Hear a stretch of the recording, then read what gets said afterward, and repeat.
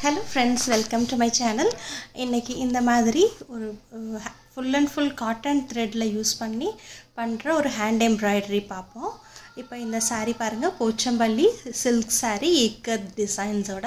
So இதோட blouse வந்து கொஞ்சம் டிரான்ஸ்பரண்டா இருந்தது. சோ எனக்கு இது பார்த்த உடனே Lucknowi work, chickankari work ன்னு சொல்வாங்கல, shadow work அது பண்ணலாம் அப்படினு தோணுச்சு. இப்போ நான் இந்த sareeல இருக்கிற அதே mango motif தான் blouseலயே எடுத்துர்க்கறேன். இப்போ அந்த சாரிக்கு ஏத்த மாதிரி full and full cotton thread anchor thread ரெண்டு கலரும் எடுத்துர்க்கறேன், green and அதுல காம்பினேஷன் ஒரு pink இருக்குல்ல, சோ அது ரெண்டு கலர் மட்டும் வச்சு பண்ணலாம்னு. இப்போ பாருங்க ப்лауஸ்ல நெக்லயுமே அந்த mango motif வர மாதிரி ஒரு டிசைன் வரைஞ்சிருக்கேன். mango motif ஒரு சின்ன சின்ன stems வர மாதிரி வரைஞ்சிருக்கேன். இப்போ பாருங்க sleeves இது sleevesல ரெண்டு mango motif ஒண்ணுக்கு ஒண்ணு ரிவர்ஸ்ல இருக்கிற மாதிரி. இப்போ நான் இது வந்து Lucknowi work எப்படி பண்றது அப்படினு காமிக்கிறேன். நம்ம யூசுவலா ஸ்டார்டிங்ல இருந்து அப்படி நீடில் எடுத்து ஆரம்பிப்போம். Lucknowi workல நம்ம எந்த பாயிண்ட் இருக்கோ அதுக்கு கொஞ்சம் தள்ளி இந்த இடத்துல ஆரம்பிக்கணும். நீடில் இந்த இடத்துல எடுக்கணும்.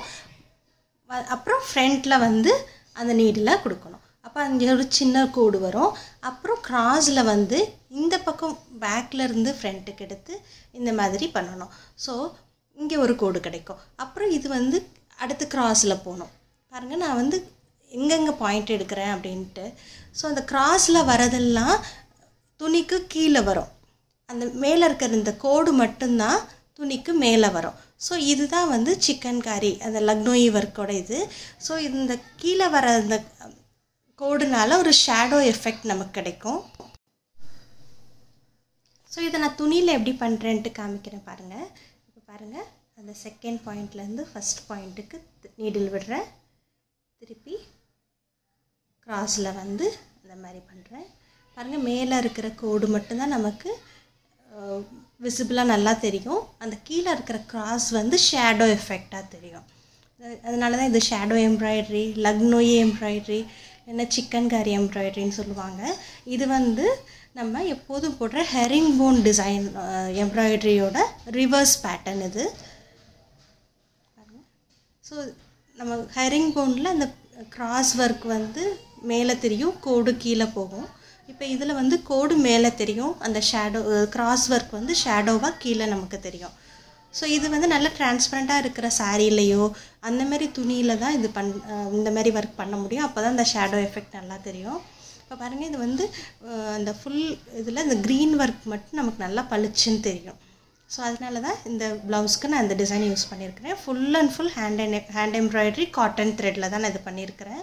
சோ cotton embroidery cotton threadலயே நம்ம எப்போதும் யூஸ் பண்ற basic hand embroidery stitches வச்சு ப்лауஸ்ல அழகா டிசைன்ஸ் பண்ணலாம், நிறைய டிசைன்ஸ் பண்ணலாம். சோ அதுதான் உங்களுக்கு காமிக்கலாம்னு.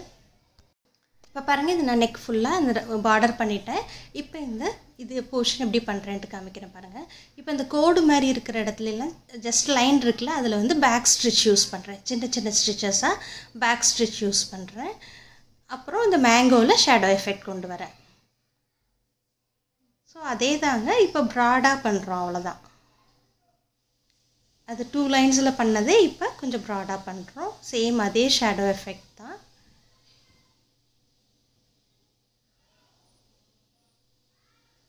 சோ இந்த மாதிரி மேங்கோவை நம்ம ஃபுல்லா ஃபில் பண்ணிக்கணும். பண்ணிட்டு அந்த லைன் மாதிரி வர இடத்தை பேக் ஸ்டிட்சோட டியூட்டோரியல் நான் முன்னாடியே கொடுத்திருக்கேன். அதோட லிங்க் வந்து டிஸ்கிரிப்ஷன் பாக்ஸ்ல கொடுக்கிறேன், ரெஃபர் பண்ணிக்கோங்க. சோ அவ்வளவுதாங்க. திருப்பி அகைன் அந்த லைன்ல பேக் ஸ்டிட்ச் பண்ண போறேன். இது கொஞ்சம் முன்னாடி எடுத்துட்டு பேக்ல வந்து அதை ஃபில் பண்ணி திருப்பி முன்னாடி எடுத்து இதுதான் பேக் ஸ்டிட்ச் நமக்கு எப்போதும் போடுறது உங்களுக்கு தெரியும். தெரியாதவங்க அந்த லிங்க்ல ரெஃபர் பண்ணிக்கோங்க. சோ இது பாருங்க நான் நெக் லைன்ல ஃபுல்லா அந்த green portion ஃபுல்லா முடிச்சிட்டேன். இப்போ இந்த பிங்க்ல எப்படி நான் அது வந்து நாட் வர்க் பண்ணியிருக்கேன் அப்படினு காமிக்கிறேன். இப்போ பிங்க் வந்து 6 strands அப்படியே நான் எடுத்துர்க்கறேன். green எல்லாம் 4 strands தான் எடுத்துர்ந்தேன்.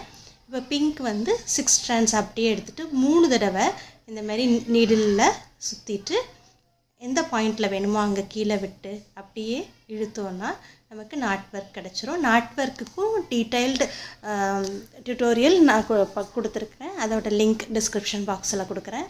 ஸோ பாருங்கள் இது நாட் ஒர்க். இப்போ இதில் பாருங்கள் நான் டைரெக்டாக அடுத்த பாயிண்ட்டுக்கு எடுக்காமல் அப்படி எடுத்தோன்னா அந்த பிங்க் நூல் நல்லா தெரியும், ஏன்னா டிரான்ஸ்பரண்ட் துணி இல்லை. ஸோ அதனால் நான் என்ன பண்ணுறேன், இந்தமாரி கீழே இந்தமாரி விட்டுட்டு ஒவ்வொரு இடத்துலையும் அந்தமாரி கொடுத்துட்டு வாங்கினேன்னா அந்த க்ரீனுக்கு மேலேயே அந்த பிங்க் நூல் வந்துடும். அடுத்த பாயிண்ட்டுக்கு எடுக்கலாம். ஸோ ஒவ்வொரு தடவையும் நாட் போட வேண்டாம், இந்தமாரி பண்ணுங்கள். ஸோ நூல் வெளியிலையும் தெரியாது, அதே சமயம் நம்ம கண்டினியூஸாக எடுக்கவும் முடியும். எடுத்துகிட்டு இப்போ அடுத்த நாட்டு 3 தடவை சுற்றிட்டு எங்கே வேணுமோ அந்த இடத்துல இந்தமாரி ஃப்ரெஞ்ச் நாட் பண்ணுறேன். இதோட டீட்டெயில் டியூட்டோரியல் முன்னாடியே நான் கொடுத்துருக்குறேன், அதோட லிங்க் டிஸ்கிரிப்ஷன் பாக்ஸில் கொடுக்குறேன் பாருங்கள். ஸோ இந்த மாதிரி பாருங்கள், இப்போ நான் எனக்கு பிங்க் எங்கேயுமே வெளியில் தெரியாது, அந்த க்ரீனுக்கு மேலேயே அந்த நூல் நான் வரதுனால கண்டினியூஸாகவும் நூல் வந்துடும். அதே சமயம் நம்ம நாட் போடாமல் நீட்டாக அந்த ஒர்க் பண்ண முடியும். ஸோ அது பாருங்கள், நெக் லைன் நான் ஃபுல்லாக பண்ணி முடிச்சிட்டேன். இப்போ ஸ்லீவ்ஸ் எப்படி பண்ணேன்ட்டு காமிக்கிறேன். ஸ்லீவ்ஸில் இந்த ஃபஸ்ட் 2 லைன்ஸையும் ஃபுல்லாக ஃபில் பண்ண போகிறேன். ஸோ நம்ம பார்டரில் ஃபஸ்ட் 2 லைன்ஸில் பண்ணியிருந்தோம்ல அதே மாதிரி தான். இப்போ அந்த மேலே இருக்க போர்ஷன் வந்து அந்த வி மாதிரி இருக்கிறது ஃபுல்லாக ஃபில் பண்ணிவிட்டு அப்புறம் தனியாக இந்த பக்கம் ஆரம்பித்து அந்த பக்கம் வரைக்கும் முடிக்க போகிறேன் பாருங்கள்.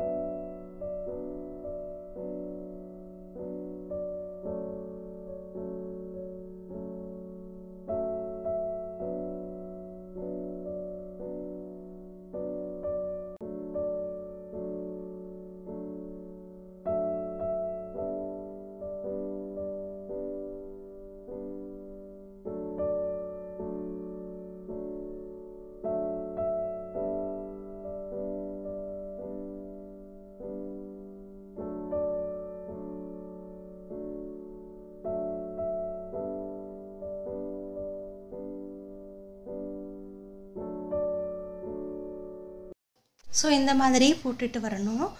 இந்த மாதிரி அந்த லைன் 2 லைனை ஃபில் பண்ணுங்கள். பேக் சைடில் இப்படி நமக்கு அந்த லுக் கிடைக்கும். அந்த ஷேடோ பாருங்கள் ஃப்ரண்ட்டில் தெரியுது. ஸோ நான் இதை எப்படி கம்ப்ளீட் பண்ணுறேன் அப்படின்ட்டு பாருங்கள் அந்த மேங்கோட டிசைனை.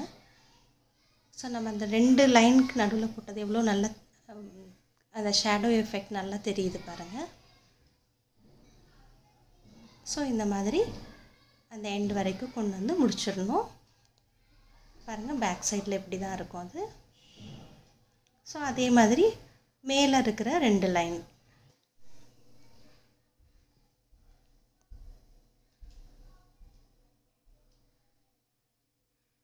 ஸோ இதே மாதிரி ஃபுல்லாக போட்டு முடிச்சிடணும். பாருங்கள் பண்ணிட்டேன்.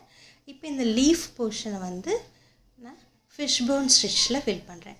ஃபஸ்ட்டு ஒரு ஸ்ட்ரெயிட் லைன் இந்த மாதிரி போட்டுட்டு அந்த ஸ்ட்ரெயிட் லைனுக்கு லெஃப்ட் சைடில் ஒரு லைன், ரைட் சைடில் ஒரு லைன் இந்த மாதிரி கொடுக்கணும். இப்போ நான் அது கொடுக்கும்போது பாருங்கள் அந்த ஒன்றுக்கு கீழே ஒன்று நூல் அந்த ஊசி விட்டு எடுக்கிறேன். சேம் பாயிண்டில் நான் எடுக்கலை, ஒரு லெஃப்ட் சைடில் பண்ணும்போது பண்ணுறதுக்கும் ரைட் சைடில் பண்ணுறதுக்கும் ஒரு பாயிண்ட் அந்த கீழே வச்சு தான் ஒன்றுக்கு கீழே அப்படி பண்ணுறேன். அப்போ தான் அந்த ஷேப் வந்து கரெக்டாக வரும். ஒரே பாயிண்டில் நீங்கள் அந்த வி மாரி எடுத்திங்கன்னா அப்படி விரிஞ்சிட்டு போகும், பெரிய பெட்டல் ஆகிடும் அது பார்க்க. ஸோ ஃபிஷ் போனோட ஸ்டிச்சோட அதுதான் 1 by 1 நம்ம நீடில் எடுக்கணும். ஸோ அந்த ஸ்ட்ரெயிட் லைன்ஸ் வர இடத்துல எல்லாம் பேக் ஸ்டிச், குட்டி குட்டி பெட்டல்ஸ் இருக்குது பாருங்கள், அது கூட நான் ஃபிஷ் போன் ஸ்டிச்சில் தான் பண்ணுறேன். பாருங்கள் அந்த ஸ்ட்ரெயிட் லைனுக்கு கீழே நீடில் எடுக்கிறேன். திருப்பி அந்த எப்போ எடுத்தோமோ அந்த பாயிண்ட்டுக்கு கீழே அடுத்த நீடில் எடுக்கிறேன். லெஃப்ட் அண்ட் ரைட் நம்ம இந்த மாதிரி பண்ணும்போது பெட்டல் இந்த மாதிரி கிடச்சிடும், திக்காக ஃபில் ஆன மாதிரி இருக்கும். ஸோ பாருங்கள் நான் அந்த இன்னொரு ஃப்ளார் அதுமாரி பண்ணிட்டேன்.